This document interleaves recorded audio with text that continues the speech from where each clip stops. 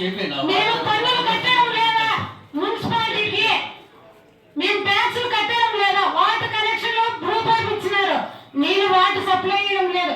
పాతూరులో బ్రహ్మంగారి గుడి దగ్గర నుంచి భవానీ నగర్ వరకు డీలర్ షాపులు ఇచ్చినారు, రేషన్ బియ్యం ఇచ్చినారు, డీలర్ కొత్త డీలర్లకు ఇచ్చినారే.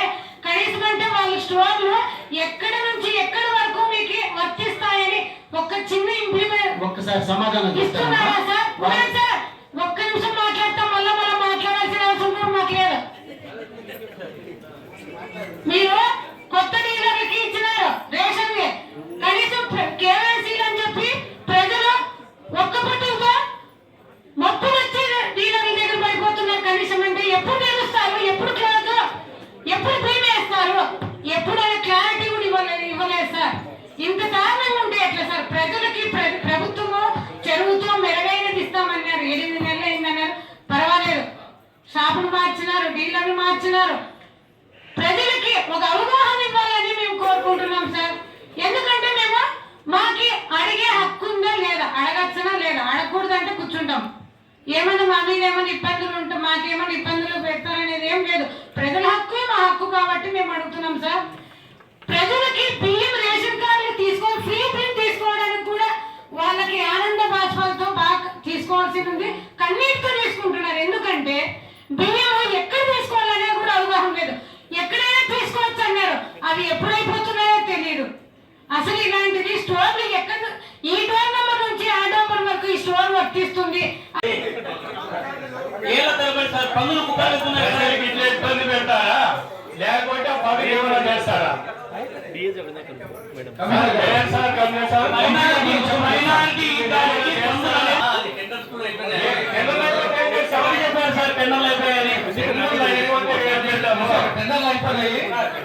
లాస్ట్ కౌన్సిల్ ఏదైతే మాట ఇచ్చారు మీకు దానికి అనుగుణంగా టెండర్లు కానీ అయిపోయాయి.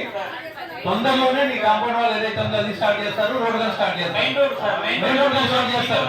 లాస్ట్ కౌన్సిల్ లో జరిగింది, దానికి ఎగ్జిస్టల్ గా టెండర్లు కానీ అయిపోయినాయి. తొందరలోనే నీ వర్క్ స్టార్ట్ అవుతుంది నీ జీతాలకు సంబంధించి.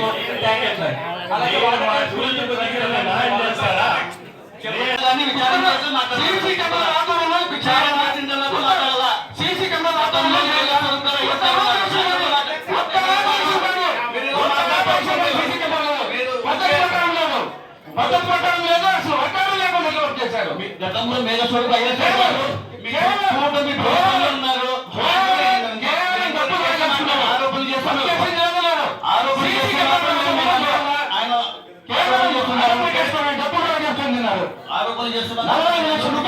కమిషనర్ గారు, ఇది రివ్యూ మీటింగ్ జరిగింది, దీని గురించి చెక్ చేయాలి అని రివ్యూ మీటింగ్ జరిగినప్పుడు ఆ రోజు దాన్ని ఖండించి అసలు మీరు ఎన్ని కుక్కలకి చేశారు దాన్ని ప్రూఫ్ చూపించండి, ఈ చెక్ చెయ్యొద్దండి అని మేము పర్సనల్ గా చెప్పడం జరిగింది. ఆ తర్వాత చెక్ చేయడానికి ఏ ప్రెషర్స్ వచ్చాయి, ఎవరు ప్రెషర్ చేస్తే ఆ చెక్ చేయాల్సి వచ్చింది, ఖచ్చితంగా వివరణ ఇవ్వండి. ఎందుకంటే కుక్కలు పెడదాం మేము లాస్ట్ కౌన్సిల్ మీటింగ్ నుంచి చాలా మంది కార్పొరేటర్లు, ముఖ్యంగా శేఖర్ బాబు అన్న వాళ్ళు, లాలు అన్న వాళ్ళు, పిల్లలు ఎంత మంది సఫర్ అయ్యారో ప్రూఫ్స్ కూడా ఫోటోగ్రాఫ్స్ తో కూడా చూపించడం జరిగింది. అంతలా కార్పొరేటర్ గారికి కలిసింది. అంటే ఇంత సివియర్ గా ఉన్నటువంటి ప్రాబ్లమ్ ని సొల్యూషన్ చూపించకుండా చెక్ ఎలా చేస్తారు, చెక్ చేయకండి, ఆపేయండి అని చెప్పారు. ఆపేయండి అని చెప్పిన తర్వాత కూడా చెక్ ఎందుకు చేయాల్సి వచ్చింది, దానికి క్లారిటీ చెప్పాల్సిన అవసరం ఉంది. సొల్యూషన్ లేకుండా చెక్ ఎందుకు చేశారు? రూల్కి వ్యతిరేకంగా పేపర్లో వాళ్ళు పెట్టిన ఆపరేషన్లు చేసే పేపర్లు చూసి మీరు నిజమని మీరు మాట్లాడుతున్నారు. ఆపరేషన్లు చేయలేదు. ఇంతకుముందు కమిషనర్ మేడం ఉన్నప్పుడు 6 లక్షల రూపాయలు ఎక్విప్మెంట్ తెప్పించారు సార్ ఈ కుక్కల ఆపరేషన్ కోసమే. అవి ఏమి చేశారు తెలియదు. చాలా చాలా దీంతో చాలా మోసం జరిగింది సార్. మీరు చేశారా బిల్? అది 14 లక్షలు. 14 లక్షల బిల్కి ఏదైతే ఉందో ఆల్రెడీ ప్రాసెస్ అయిన చెక్ అండి. ప్రాసెస్ చాలా సార్. ఆ ప్రాసెస్ ఈ రోజు ఆల్రెడీ సార్ చెక్ రాసింటే దాన్ని నిలబెట్టారు సార్. గౌరవ చైర్పర్సన్ గారి ద్వారా ఏదైతే మెయిన్ గారి ద్వారా మెయిన్ గా చెప్పారు సార్ చేయమని. నో అండి, ప్రాసెస్ ఆల్రెడీ ఎప్పుడో అయిపోయింది సార్. అది ఇప్పుడు కాలేదు. ఏదైతే మనకి సంకలనం చేయగలిగాడు కమిషన్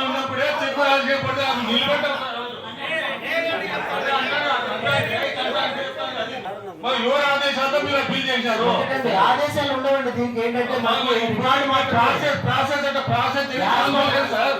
ప్రాసెస్ చెప్పి సంవత్సరమైంది. నేను మాట్లాడచ్చా? అబూసలేం గారు, నేను గౌరవ మేయర్ గారి ద్వారా తెలియపరిచేది ఏంటంటే ఇక్కడ ఉన్న డాక్యుమెంట్స్ ఏదైతే ఉందో ఇట్లాంటి మనము ఏదైతే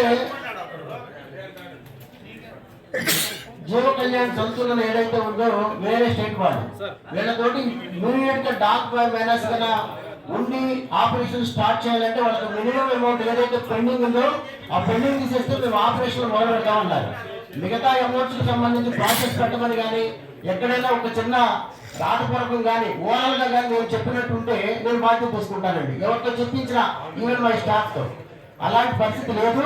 అవి ఏమైతే గౌరవ ఎమ్మెల్యే గారు కానీ అదేవిధంగా డిప్యూటీ మేయర్ గారు చెప్పినట్టుగా దానిలో ఉన్న ఈ కన్స్ట్రక్షన్ క్వాలిటీ కానీ మరొకటి కానీ వాటికి సంబంధించి బిల్స్ చేయమని నేను చెప్పలేదు. ఇది నా తరపు నుంచి వివరణ అండి. రెండోది, మనకి ఇప్పుడున్న ఈ డాక్యుమెంట్స్ కి సంబంధించిన ఆపరేషన్స్ కి ఏం చేయాలో మీరే సజెస్ట్ చేస్తే మంచిది. నేను ఇంకోటి ఏంటంటే వాళ్ళ ద్వారా చేయించాలి. వాళ్ళకి రీసెంట్ గా మనకి సెంట్రల్ యానిమల్ హస్బెండరీ నుంచి వాళ్ళకి క్లియరెన్స్ సర్టిఫికేట్ అని ఇస్తారండి. అది లేకపోతే ఆపరేషన్స్ కూడా చేయడానికి లేదు. ఆ సర్టిఫికేట్ కూడా తెచ్చారు, కానీ ఇంకా ఆపరేషన్స్ మొదలట్లేదు. ఆ ఏజెన్సీకే ఇవ్వాలా, లేదంటే కొత్త ఏజెన్సీకి ఇవ్వమని ఏదైనా తీర్మానం చేస్తే ఫ్రెష్ గా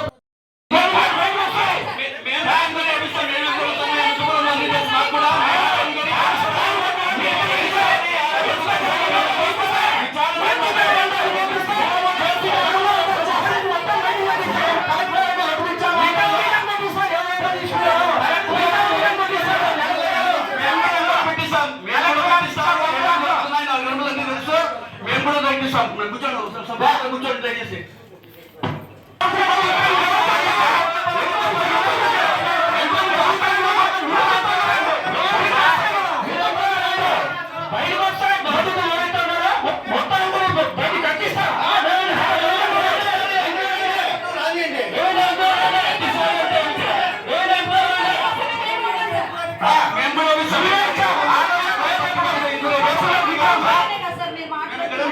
ఏమైనా ఉన్నామా? ఏమైనా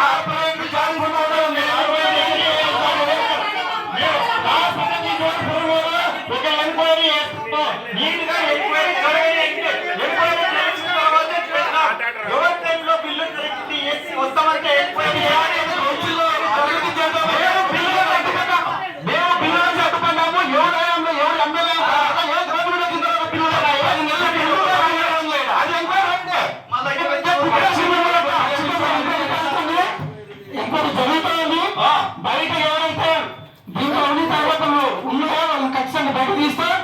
ఎంతైతే అమౌంట్ తిన్నారో అవన్నీ కట్టిస్తా.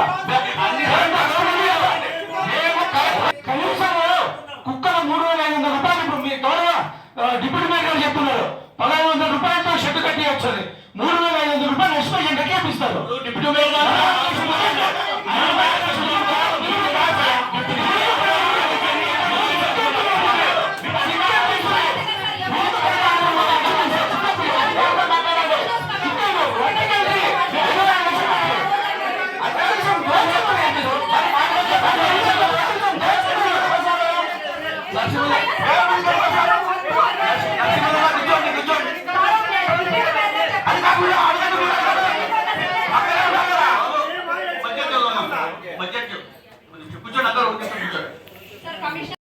రోడ్డు ఉంటే 20 రోజులు ఆక్టు మీద వేసుకొని కోట్ల రూపాయలు దండుకున్నారు అధ్యక్ష.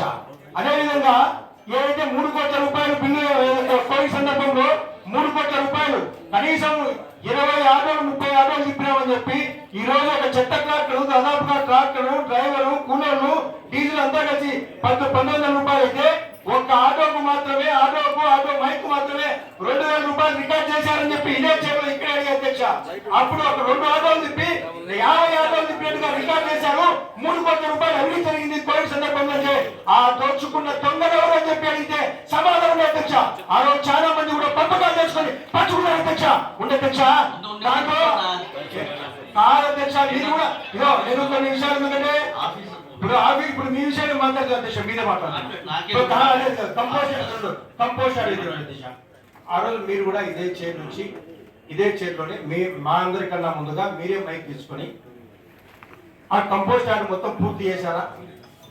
ఆడ అవినీతి జరుగుతా ఉంటే మీరు ఎందుకు నిద్రపోతున్నారా? మీరు అక్కడ మళ్ళా తిరిగి ప్రాసెస్ చేస్తున్నారు. ఏంటి ఎవరికైనా చెప్పినారని చెప్పి మీరే ఆ చైర్మన్ అడగడం జరిగింది అధ్యక్ష. అడిగారా లేదా అధ్యక్ష? మీరు కంపోస్ట్ యార్డ్ లో ఏదైతే 3,34,000 టన్నులు ఉందో అది పూర్తి చేసినారా? అధికారులు చెప్పండి. మీరు అడిగిన ప్రశ్న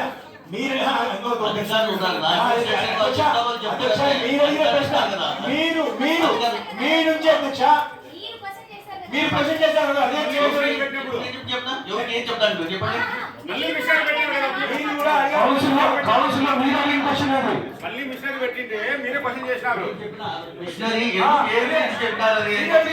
మిషనరీ గురించి అన్నా ఎంత చేసినారు ఏంటో దాని ఆ మిషనరీ ఏమి నా నోటీస్ తెచ్చినప్పుడు చెప్పినా చెప్పండి.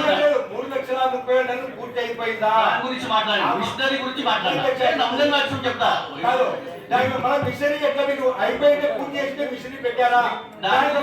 ఏదో ట్రయల్ రన్ కింద తీసుకొచ్చామని ఎందుకంటే ఇంట్లో ఘర్షణలు కదా అధ్యక్ష. మనం ఇక్కడ 50 మందిని ప్రజలు ఎన్నుకున్నది నగర పాలక సంస్థ ప్రజలు నమ్మకంతో ఎన్నుకొని ఇక్కడ పంపించారు అధ్యక్ష.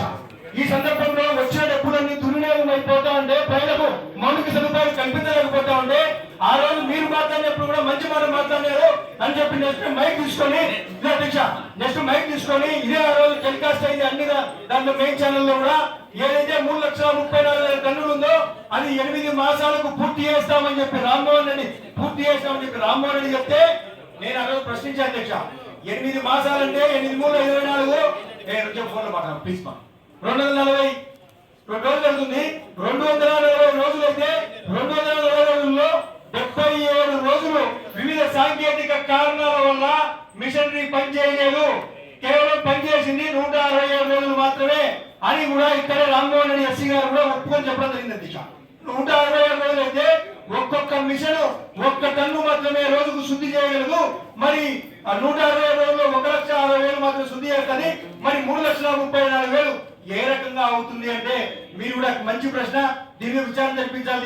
లోపాయకార ఒప్పందాలు ఉన్నాయని చెప్పి మీరు కూడా మాట్లాడినారు అధ్యక్ష. ఆ రోజు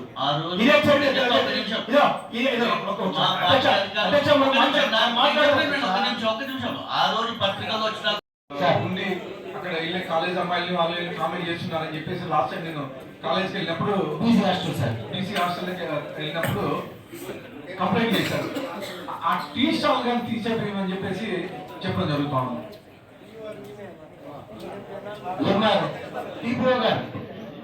రిమూవల్ పెట్టండి అమ్మా. టుడే వచ్చాను లేదమ్మా కంప్లీట్ చేస్తేనే అయినట్టు.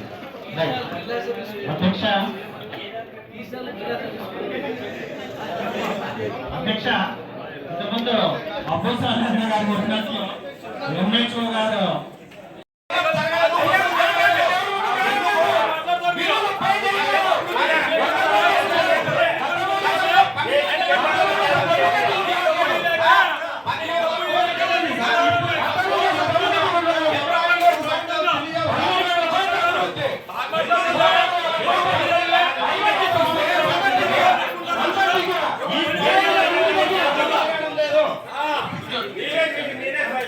ఆది అభివృద్ధి చేసే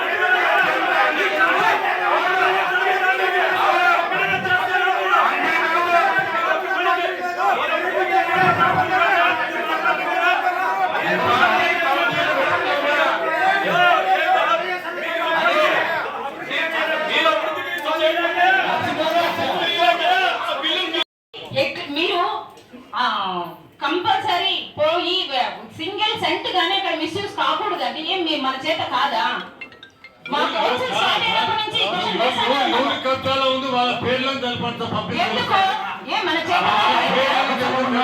ఆల్రెడీ టీవీ వీళ్ళందరూ వెళ్ళి సర్వే చేశారు, దానికి లిమిట్స్ కానీ చేసి వచ్చారు. ఫెన్సింగ్ టెండర్లు కానీ ఇచ్చినారు. ఫెన్సింగ్ టెండర్లు ఒక 2-3 రోజులు ఓపెన్ అవుతాయి. అయిపోయిన తర్వాత ఒక్క నిమిషం సర్వే చేశారు కదా, కబ్జా అయిందే లేదా, ఎన్ని ఎకరాలు కబ్జా అయింది? రెవెన్యూ వాళ్ళు అలాగే మన టౌన్ ప్లానింగ్ వాళ్ళు మున్సిపల్ కమిషనర్ దగ్గర ఉండి ఫెన్సింగ్ వేయించమని చెప్పాను. కబ్జా ఎవరు చేసినా కానీ, ఎంత పెద్దవాళ్ళు ఉన్నా కానీ, మన మున్సిపాలిటీ ప్రాజెక్ట్ కేసు ఏదైతే ఉందో దాన్ని ఖచ్చితంగా ఫెన్సింగ్ చేస్తారని చెప్పేసి తెలియజేస్తాం. ఒకసారి మాకు ఆన్సర్ చెప్పండి. చెప్పండి చెప్పమనండి ఇంతమ్మా, అంతా తెలుసగలరా మీరు? మొత్తం అయిపోయింది, మొత్తం అంతా తేలిందా? సర్వే అయిపోతుందమ్మా. సర్వే ఒకసారిగా చేసింది, 4-5 టైమ్స్ సర్వే చేసినా మాకు తెలుసు. అంతే బయటపడిందా? ఎవరి కబ్జా కాలేదా? నోటీసెస్ ఇస్తున్నాము, రెడీ చేసినాము. వాళ్ళకి నోటీసెస్ ఇచ్చిన తర్వాత ఫర్దర్ ప్రాసెస్ ఇంకా ఇవ్వలే. ఇచ్చిన ఆల్రెడీ ఒకసారి ఇచ్చినాము, మళ్ళీ ఒకసారి నోటీస్ ఇస్తాం. రిమూవ్ చేసేటప్పుడు ఫైనల్ నోటీస్ ఒకటి ఇచ్చి రిమూవ్ చేస్తాం. ఎప్పుడు మాకు ఇయర్స్ నుంచి నేను అడుగుతానే ఉన్నాను, మీరు ఆన్సర్ చేస్తానే ఉన్నారు, సర్వే చేస్తానే ఉన్నారు. మొత్తం సర్వే అయిపోయి పెగ్మార్ కూడా ఇచ్చేసినాము. నెక్స్ట్ ఫెన్సింగ్ చేసేస్తే ఓపెన్ స్పేసెస్ అని ఫెన్సింగ్ చేసేస్తాం, ప్రొటెక్ట్ అయిపోతాయి. రిమైనింగ్ ఏమేమి ఎంకరేజ్మెంట్స్ ఉన్నాయో ప్రతి కౌన్సిలర్ అదే ఆన్సరే. నేను క్వశ్చన్ చేస్తాను, మీరు ఆన్సర్ చేస్తాను, పోతాము మేము. మరి ఒక 6 months కూర్చోలేలాగా ఇక్కడ ఆర్గ్యూ చేస్తాను, పోతాను మేము. ఏసీపీ లేదు, వాళ్ళు ఏం చేస్తున్నారో మాకే తెలియదు. కమిషనర్ గారు మీరు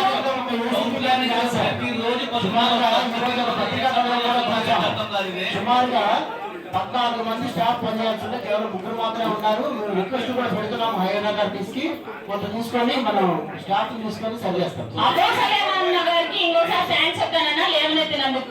అట్లే మన గొప్ప శాసనసభ్యుల గారికి అన్న, ఇందాక ఆయన పెద్ద ఆయన కింద కూర్చున్నారు, అబు సలేహా అన్న, అబు సలేహా లాలు అన్న అక్కడ చూడండి నా ఒకసారి మంటలు డైలీ, అసలు ఏ టైంలో పోయినా అక్కడ మంటలే అన్న. కంపల్సరీ మీరు మీకు ఒక్కసారి తెలియజేద్దామని మీరు చెప్పినారు. ఎప్పుడు April 2 నుంచి స్టార్ట్ అవుతుందని, October 2 అంతా కంప్లీట్ అవుతుంది అని అన్నారన్న. ఒకటినా ఇక్కడ ఎవరినో మనం పాయింట్అవుట్ చేయాలనో ఎవరినో కాదనా, 4 లక్షల మంది ప్రజలు మన కార్పొరేషన్ కాదనా, చుట్టూ 3 పంచాయతీలు కానీ దీని నుంచి ఆరోగ్యాలు దెబ్బతింటున్నాయన్న. ఇందాక అన్న పెద్ద ఆయన ఎన్ని సంవత్సరాల నుంచి ఆయన అక్కడ చూసింటారు కాబట్టి ఆయన కూర్చోవడానికి చేత కాకపోయినా కూర్చున్నారు, చెప్పినారు. ఏ టైంలో అయినా పండిన మంటలు, యాక్సిడెంట్లు, ఇంకా ఒకటి చుట్టూ పెళ్లిలకు పోతే మీరు అబ్జర్వ్ చేయండి, ఆ యాషతో మనము అక్కడ ఎట్లా బిహేవ్ చేయాల్సి వస్తుందో. దయచేసి ఒకప్పుడు అది అనంతపూర్కి దూరంగా ఉండేదని, ఇప్పుడు మధ్యకు వచ్చేసింది అది. రోజు ఇలాగా వాటరింగ్ చేస్తున్నారు, వాటరింగ్ చేస్తున్నారు. నేను భాస్కర్తో డిస్కస్ చేశాను. అక్కడ ఒక మోటార్ ఉంది, మోటార్ పెట్టేసి స్ప్రింక్లింగ్ టైప్ లో పెట్టేమని చెప్పేసి చెప్తా ఉన్నాను. ఎందుకంటే ఎండాకాలం కదా, ఖచ్చితంగా ఇక్కడ పొగలు వేస్తూ ఉంటాయి చెప్పేసి